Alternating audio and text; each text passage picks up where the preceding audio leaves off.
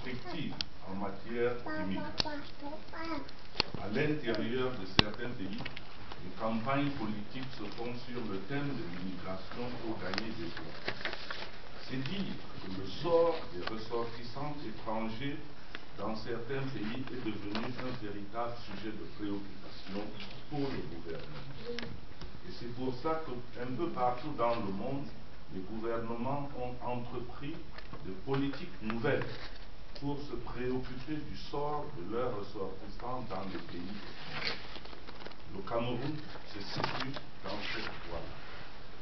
Mais au-delà de ce que c'est le lien de nationalité qui est le lien juridique qui lie un État à un individu, qui détermine cette obligation qui incombe à l'État de veiller sur le sort de ses ressortissants, il y a aussi que les immigrés, d'où qu'ils viennent, apportent une contribution importante au développement économique et social de leur pays. Avant de revenir sur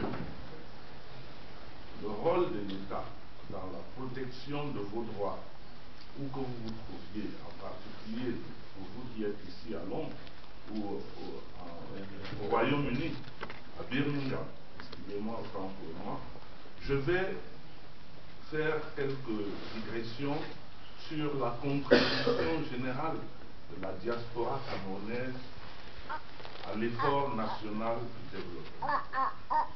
Aujourd'hui, il est admis, en tout cas des études le montrent, en 2000, 17% des Camerounais de la diaspora avaient un niveau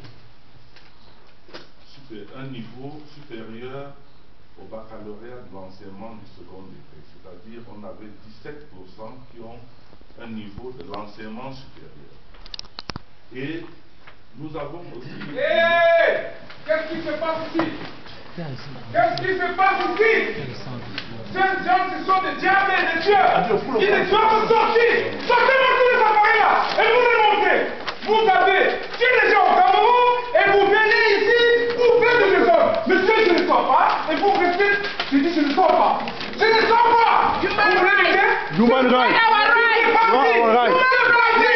Ils ont détruit le Cameroun et ils viennent ici. Mais no,